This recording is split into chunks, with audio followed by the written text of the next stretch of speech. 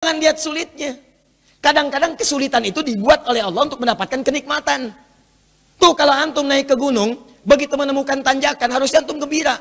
Kenapa? Karena di depan pasti ada turunan. Jadi kalau orang paham dengan fikih di surat Al-Kahf ini, ketika Anda dihadapkan pada ujian, Anda nggak usah nangis berlebihan. Jangan takut. Karena kadang-kadang ujian itu diturunkan untuk memberikan rahmat yang lebih luas bagi antum. Antum tuh dibuat kuat dulu.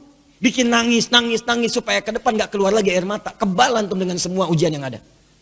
Itu cara memahaminya. Ini gak usah berkeluh kesah. Baru turun ujian yang kecil udah bikin status. Ya. Kamu kenapa sih? Kata suami. Istrinya pasang status. Ternyata dia tidak seperti yang aku kira. Terus yang paling gak enak ditungguin tuh ada komen gak ya? Kenapa Jeng? Ih gak nyangka ya. Nyangka. Jadi buat status tidak menyelesaikan masalah. Ya, tidak menyelesaikan masalah tapi nambah persoalan. Jelas ya? Maka bagian pertama, kalau antum diuji dengan persoalan, boleh jadi jangan persoalannya yang dilihat, itu cara Allah untuk memberikan rahmat kepada antum. Sebab kalau nggak diberikan persoalan itu, rahmat nggak akan turun. Pemuda itu kalau nggak dapat tadi itu, kejar-kejaran sampai ke gua, mana mungkin turun rahmat Allah 309 tahun. Ikuti itu. Ya, saya tidak ingin mencontohkan pribadi, karena mungkin disangka nanti sesuatu yang tidak baik. Tapi banyak orang mempraktekkan demikian, dan itu berhasil. Coba lihat, antum kenal Buya Hamka? Kenal.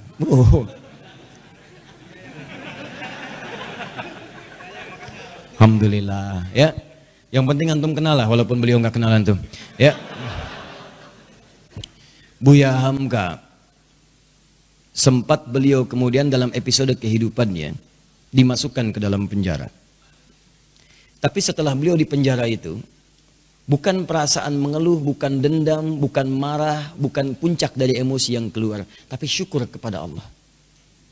Ketika ditanya bagaimana pendapat Anda Buya mendapatkan perlakuan seperti itu dimasukkan ke dalam penjara, beliau malah mengatakan, saya bersyukur kepada Allah Subhanahu wa Ta'ala. Kalau ada waktu, saya pengen ketemu presiden untuk mengucapkan terima kasih. Telah memasukkan saya pernah ke penjara dalam episode hidup saya, kalau bahasa kita sekarang. Kenapa? Karena ternyata di penjara itu saya bisa menyelesaikan tafsir Al-Azhar. Kalau saya nggak masuk ke sini, nggak jadi ini tafsir. Jadi cara melihatnya itu rahmat Allah, persis seperti ini nih. Yang kita baca tiap Jumat itu. Di cara orang kalau kebiasaan baca Al-Kahf, spiritnya ada dalam jiwa, dia nggak akan gugur karena ujian-ujian. Walaupun sifatnya sakit, yang dia baca rahmatnya. Jadi kalau Anda terbiasa membaca Al-Kahf, paham maknanya, itu Anda akan senang melihat musibah, senang melihat ujian. Yang dilihat rahmatnya, bukan ujiannya. Masuk penjara malah senang. Tuh. Nabi Yusuf, begitu masuk penjara, nggak enak kelihatannya masuk, cuman ternyata malah minta beliau.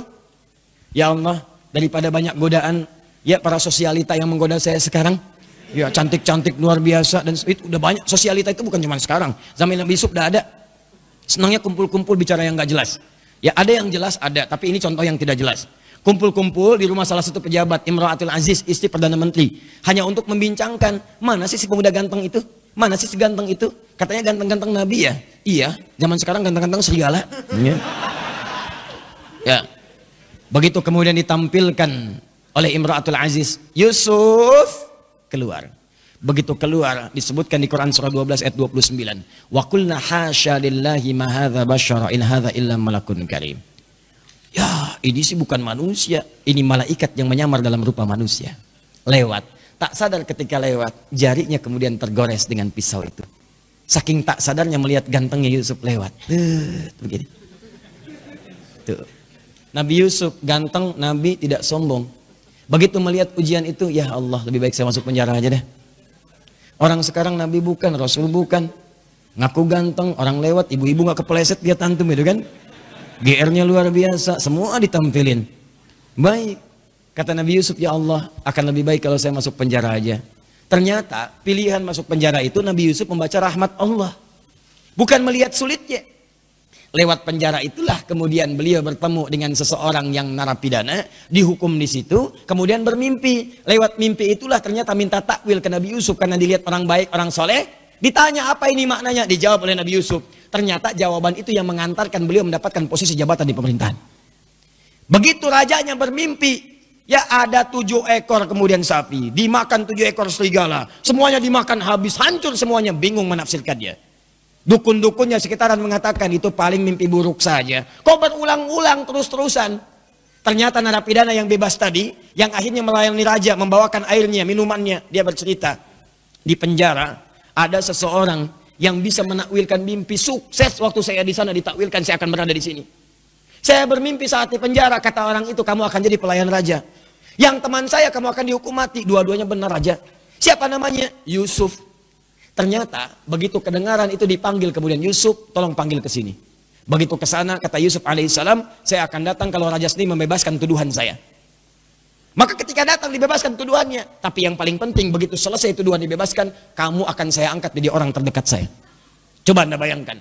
Kalau Nabi Yusuf tidak pernah diberi kesempatan masuk penjara, maka mustahil beliau kemudian akan mewujudkan mimpinya dari kecil yang pernah bermimpi itu. Bahwa beliau punya jabatan di pemerintahan, sampai bapak ibunya hormat. Hormat pada masa itu sujud kepadanya.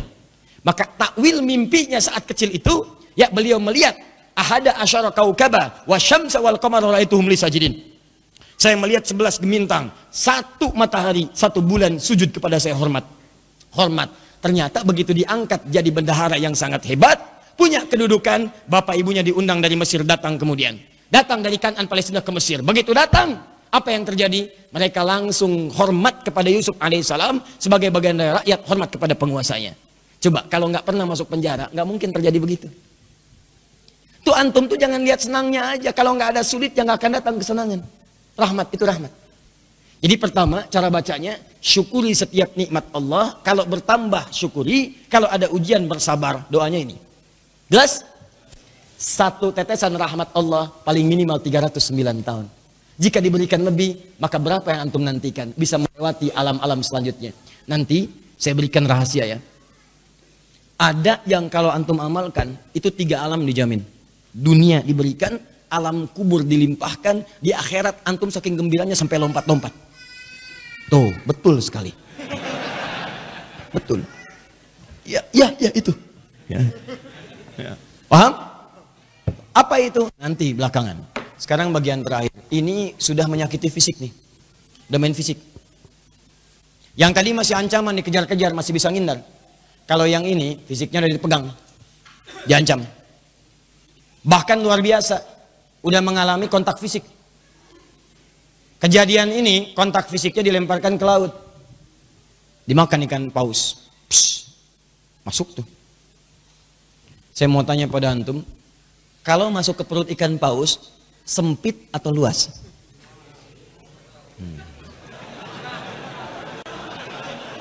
Ntar, saya tuh penasaran dengan antum. Antum tuh siapa sebetulnya?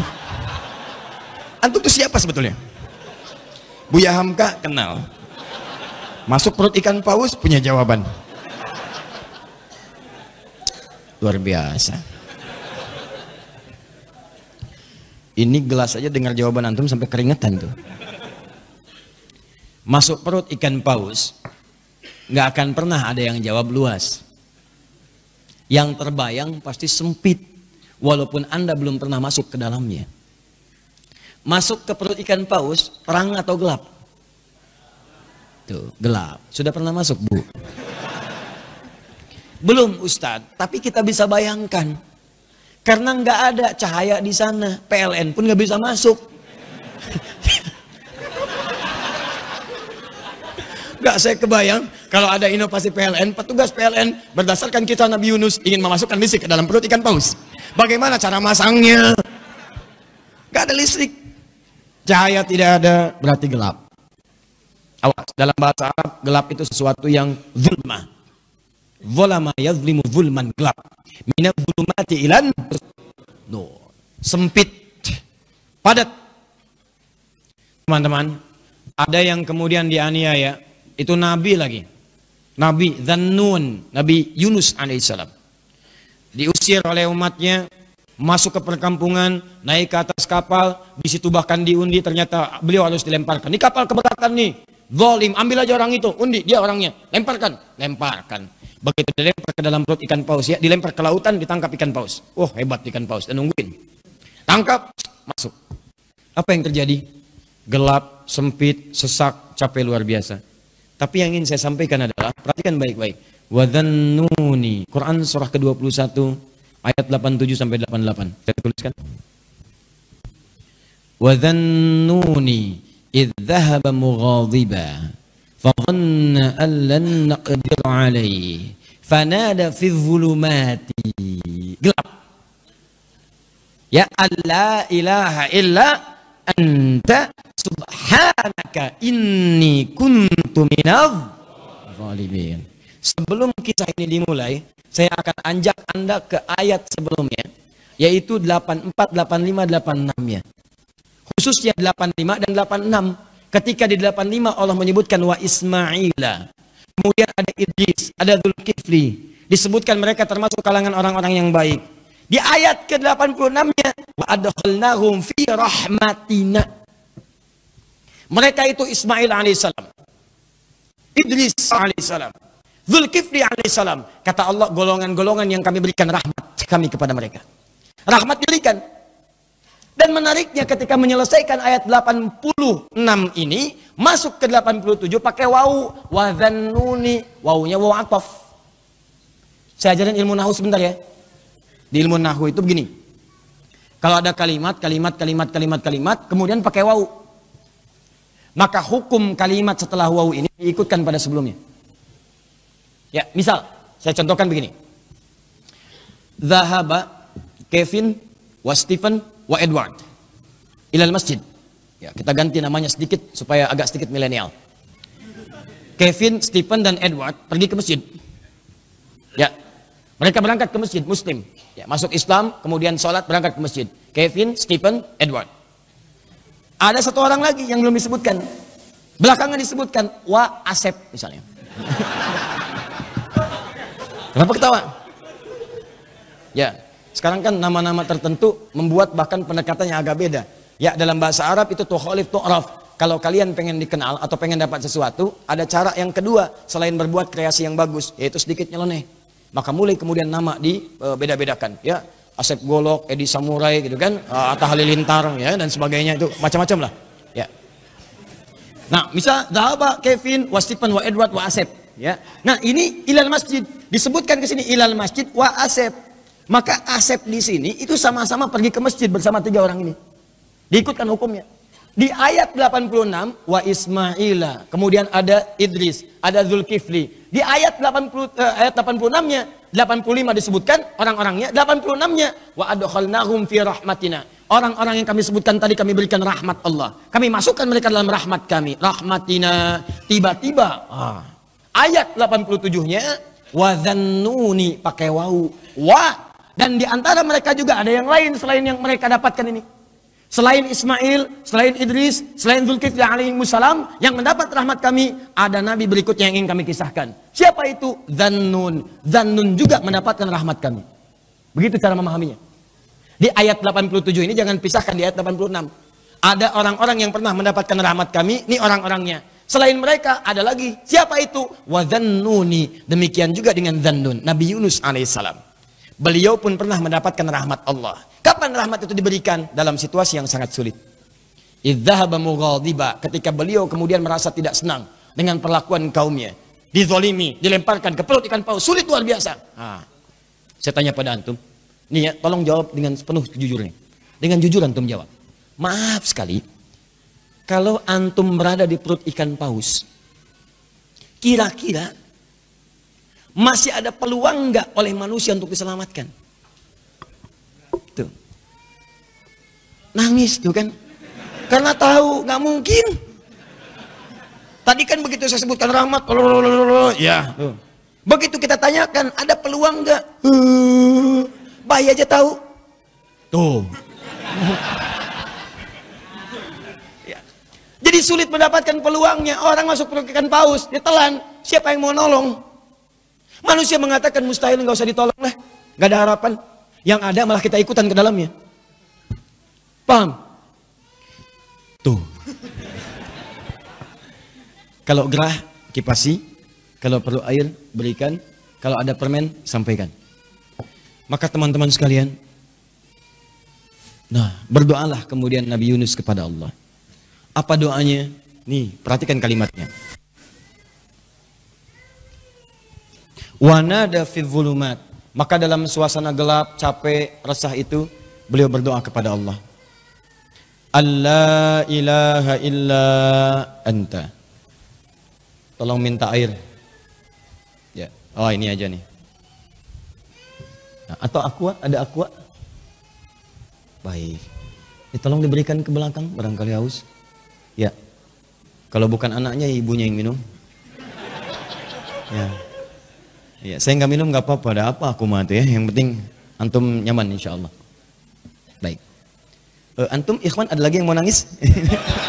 Wa nada fi dzulumat, maka beliau bermohon kepada Allah dalam suasana gelap sulit itu. Allah ilaha illa anta, catat doanya, catat.